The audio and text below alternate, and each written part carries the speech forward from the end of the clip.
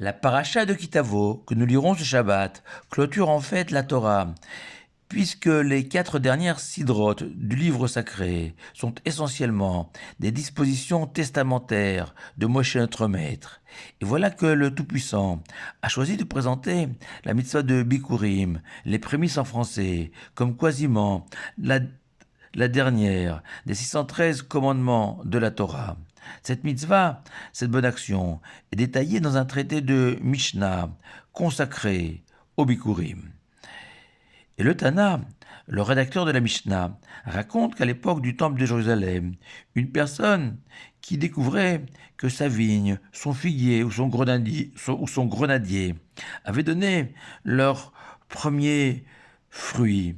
Cette personne devait entourer ses prémices avec une cordelette et attendre leur maturité, puis les cueillir, et enfin les offrir au Cohen au temple de Jérusalem, en accompagnant cette offrande de ses premiers fruits d'une déclaration reprise le soir du Seder, où le propriétaire de ces prémices retraçait l'histoire des enfants d'Israël depuis Arami Ovedavi, ce moment où l'araméen Lavan avait voulu faire disparaître notre patriarche Jacob jusqu'à la conquête de la Terre Sainte, en passant par l'esclavage en Égypte et notre libération miraculeuse. Et Rabbi Menachem Zembe, immense sage contemporain polonais, mort à Varsovie, peu après la révolte du ghetto, victime des nazis, fait une magnifique remarque. Le choix du Tana de citer la vigne, la figue et la grenade comme exemple de fruits concernés par la mitzvah de Bikurim, alors que ce sont les 7 fruits de la terre d'Israël qui étaient concernés par ce commandement, le blé, l'orge, l'olive et la date, en plus du raisin, de la figue et de la grenade. Et ce sage, dont les explications sur le Talmud sont étudiées dans les grandes yeshivot du monde entier, va répondre que le raisin, la figue et la grenade sont exactement les 3 fruits qu'ont utilisés les explorateurs à leur retour de leur mission pour calomnier la terre d'Israël, en les exhibant devant les enfants d'Israël effrayés, effarés, à la vue des fruits, à la taille démesurée, comme le raconte la Torah dans la paracha de Shlach Lecha. Comme si, poursuit le Rav Zembe, le Tana nous suggérait que le véritable sens de ces bikurim et leur grandeur, au point de conclure les 613 commandements, était justement de venir racheter l'une des fautes majeures des enfants d'Israël, leur renoncement à la terre promise. Il est peut-être possible de développer ainsi cette idée de Rav Zembe. Car certains sages expliquent que l'erreur des explorateurs a été d'imaginer que les enfants d'Israël ne seraient jamais à la hauteur du défi posé par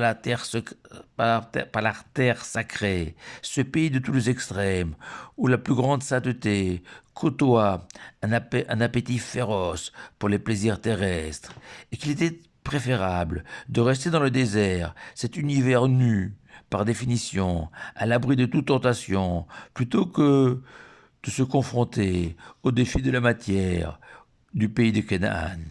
Et en prenant ces bikurim, précisément, ces fruits, symboles de la beauté, de la puissance, de la richesse aussi de la terre d'Israël, et en les offrant au Cohen, on surmonte la peur des explorateurs, on balaye leurs inquiétudes. Non, déclarait la personne, en apportant ses prémices, ma réussite, symbolisée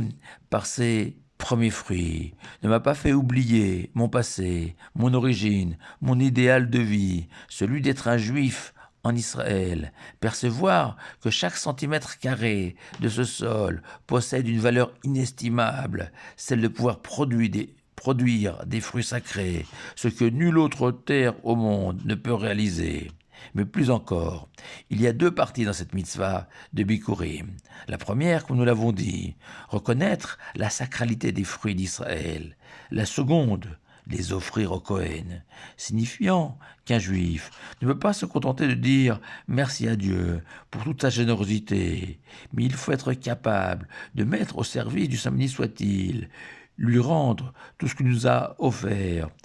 comme on offrait au Cohen, symbolisant le Tout-Puissant, nos prémices, le meilleur de nos fruits. Et c'est ce que font remarquer nos sages, que dans la présentation des Bikurim, c'est quasiment la seule fois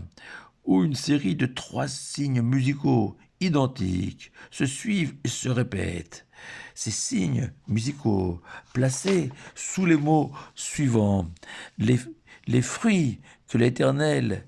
te donne, et les fruits que tu apporteras de ton pays, comme pour marquer cette gémellité entre les deux parties de la mitzvah de Bikurim.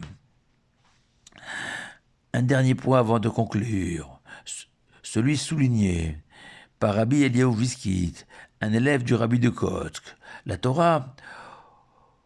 aurait dû débuter la présentation des Bikurim en écrivant « Et ce sera quand tu seras rentré dans la terre d'Israël ».